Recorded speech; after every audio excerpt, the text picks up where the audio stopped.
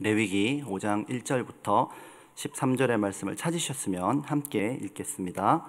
만일 누구든지 저주하는 소리를 듣고서도 증인이 되어 그가 본 것이나 알고 있는 것을 알리지 아니하면 그는 자기의 죄를 져야 할 것이요 그 허물이 그에게로 돌아갈 것이며, 만일 누구든지 부정한 것들 곧 부정한 들짐승의 사체나 부정한 가축의 사체나 부정한 곤충의 사체를 만졌으면 부지중이라고 할지라도 그 몸이 더러워져서 허물이 있을 것이요 만일 부지중에 어떤 사람의 부정에 닿는데 그 사람의 부정이 어떠한 부정이든지 그것을 깨달았을 때에는 허물이 있을 것이요 만일 누구든지 입술로 맹세하여 악한 일이든지 선한 일이든지 하리라고 함부로 말하면 그 사람이 함부로 말하여 맹세한 것이 무엇이든지 그가 깨닫지 못하다가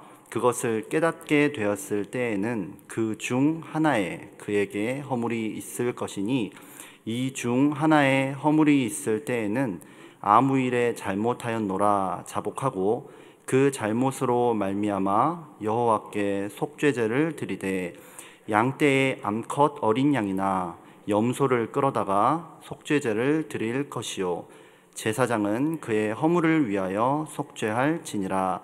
만일 그의 힘이 어린 양을 바치는 데까지 미치지 못하면 그가 지은 죄를 속죄하기 위하여 산비둘기 2마리나 집비둘기 새끼 2마리를 여호와께로 가져가되, 하나는 속죄 제물을 삼고 하나는 번제물을 삼아 제사장에게로 가져갈 것이요 제사장은 그 속죄 제물을 먼저 드리되 그 머리를 목에서 비틀어 끊고 몸은 아주 쪼개지 말며 그 속죄 제물의 피를 제단 곁에 뿌리고 그 남은 피는 제단 밑에 흘릴지니 이는 속죄제요 그 다음 것은 규례대로 번제를 드릴지니 제사장이 그의 잘못을 위하여 속죄한즉 그가 사함을 받으리라.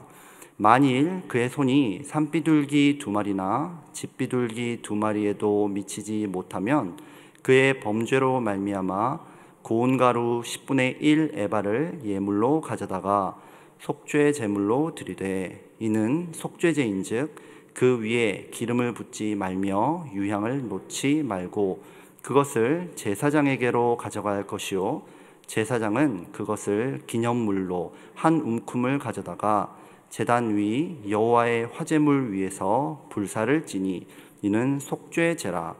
제사장이 그가 이 중에서 하나를 범하여 얻은 허물을 위하여 속죄한즉 그가 사함을 받으리라.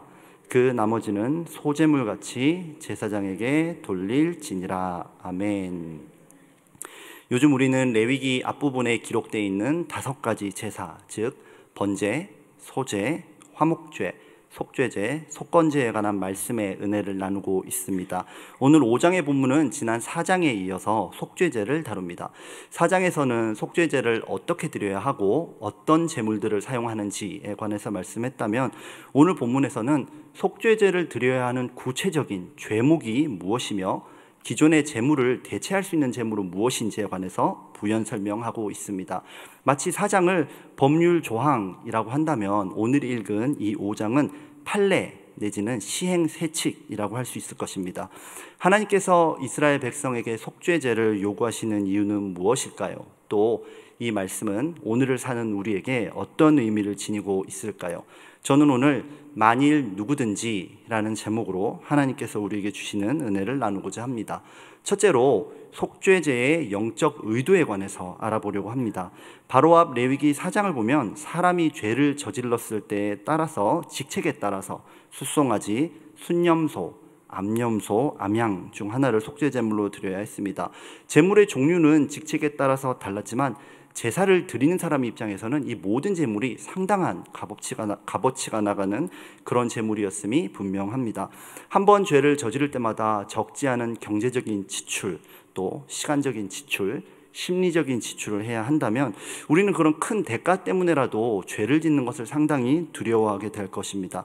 만일 오늘 이 LA에 살고 있는 우리도 한 번 죄를 지을 때마다 LA 시청을 직접 방문해서 4시간에서 5시간 정도 줄을 서서 내가 어제 새로 산 새 차를 제물로 바쳐야 한다면 정말 죄를 짓기가 참 마음의 심적인 부담이 크겠죠.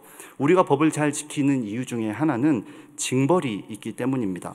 저는 교통법규를 상당히 잘 지키는 편입니다. 그런데 제가 그렇게 법을 잘 지키는 이유가 투철한 민주주의, 준법 정신으로 무장한 민주시민이기 때문인지 아니면 경찰이 무서워인지 헷갈릴 때가 종종 있습니다. 속죄죄의 대가가 이렇게 크다면 반드시 용서받아야 하는 그 죄도 엄청난 중죄임이 분명하겠지요. 오늘 본문에서 하나님께서는 속죄죄를 드려야 하는 4가지 죄목을 아주 구체적으로 명시해 주십니다.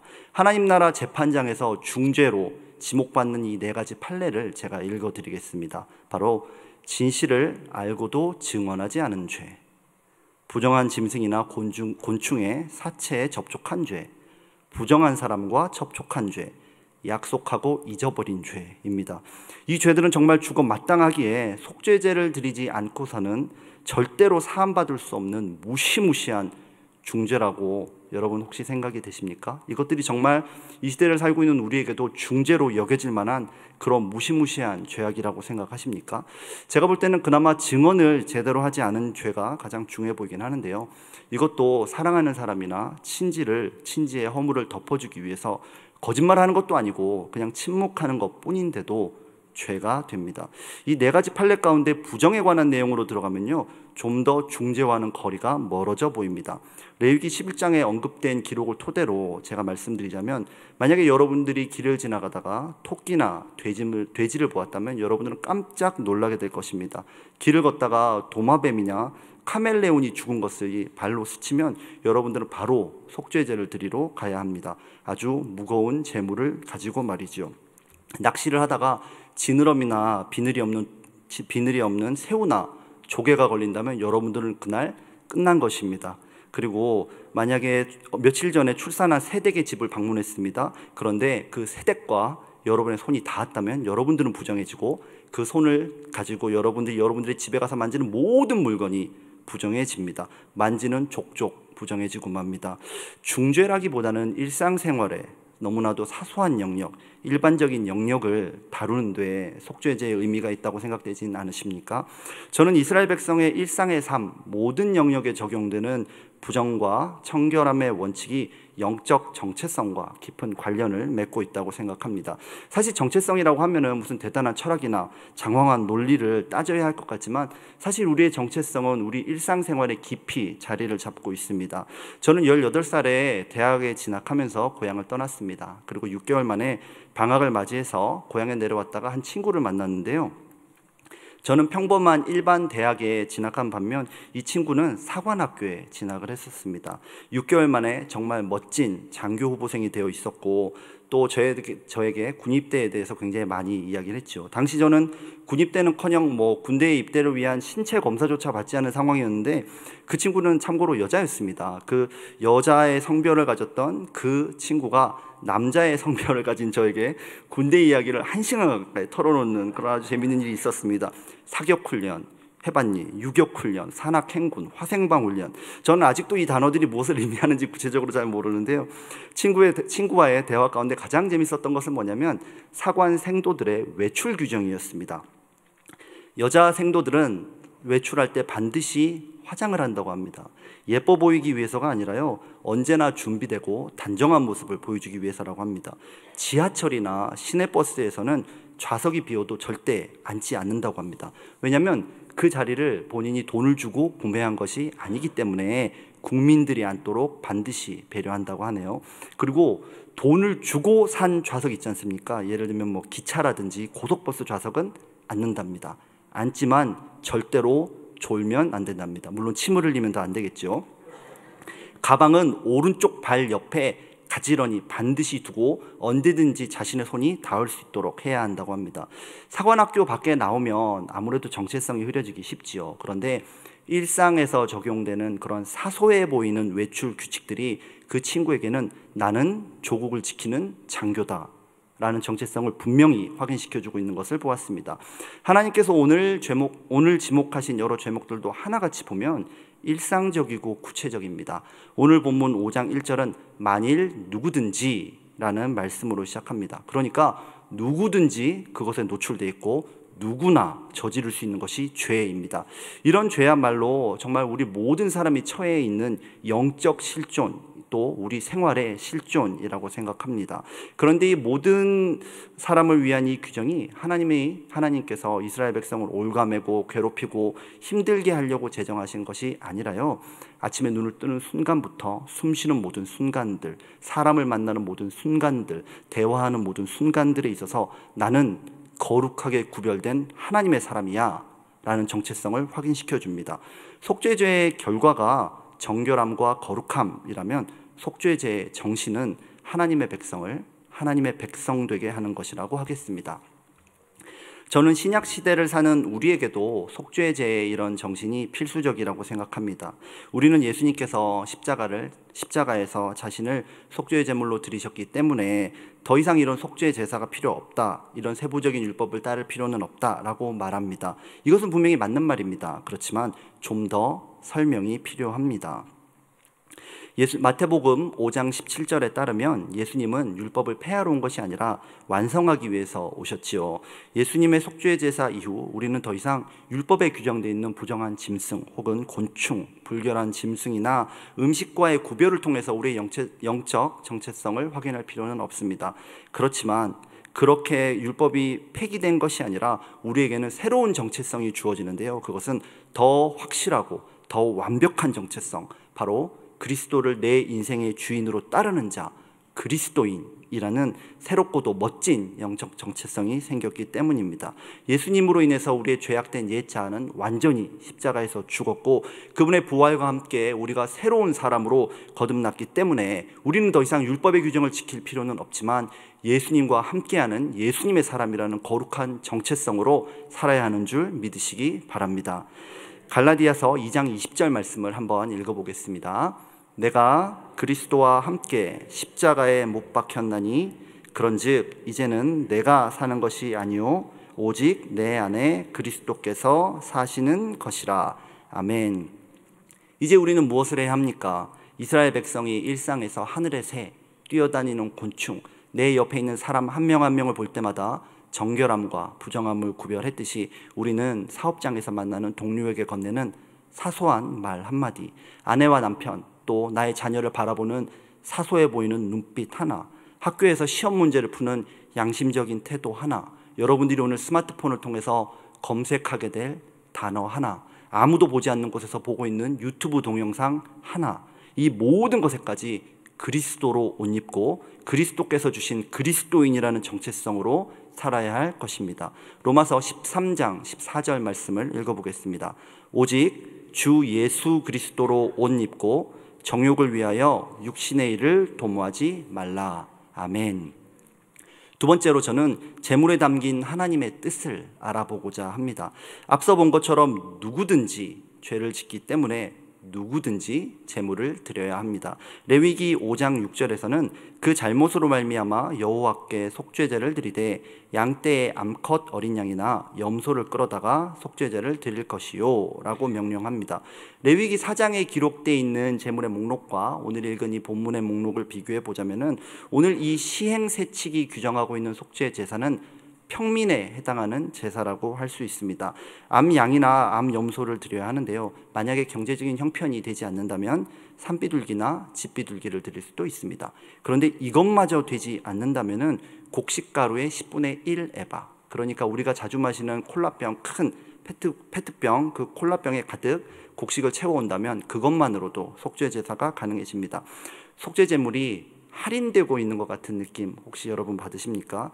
이 같은 상황이 어떻게든지 하나라도 속죄제물을 거두어 가려고 하는 하나님의 집요함으로 혹시 보이지는 않으십니까? 더 정확히 말씀드리자면 누구든지 죄를 지을 수밖에 없기 때문에 모든 사람을 반드시 용서해 주시는 하나님의 집요한 사랑이 저는 여기서 느껴집니다. 하나님께서 속죄 제물을 할인해 주시는 이유는 뭐냐면요, 속죄 제사의 목적이 제사 드리는 사람에게 있지 아니하고 죄에 대한 인식을 갖고 거룩한 영적 정체성을 지키라는 데 있기 때문입니다.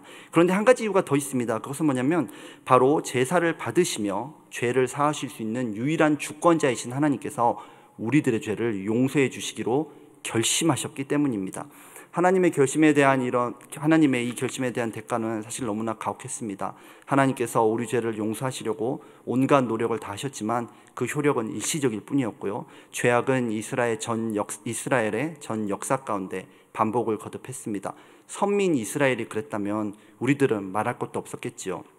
마침내 하나님은 전 인류의 모든 죄를 용서하고 또 남을 거대한 속죄 제사를 준비하십니다. 그리고 그것은 그 제물은 바로 하나뿐인 그분의 아들 예수 그리스도셨습니다. 하나님의 그 결심, 그 일방적인 사랑 덕분에 예수님께서 십자가에서 매맞고 모욕당하시고 양발과 양팔에 대못이 박히시는 그 고통을 통해서 우리는 구원을 받았고 그리스도인이라는 새로운 정체성, 예수님의 피와 맞바꾼 새로운 정체성을 갖게 되었습니다. 저는 이제 말씀을 맺고자 합니다. 레위기에서 하나님께서는 누구든지 죄를 지으면 속죄 제물을 바치라 하셨고 죄를 해결해 준다고 약속하셨습니다. 그리고 그 말씀은 오늘 예수 그리스도를 통해서 우리 삶에 이루어졌고 하나님께서는 우리를 향해서 이렇게 선언해 주셨습니다. 고린도 후서 5장 17절 말씀입니다. 그런즉 누구든지 그리스도 안에 있으면 새로운 피조물이라 이전 것은 지나갔으니 보라 새 것이 되었도다. 아멘.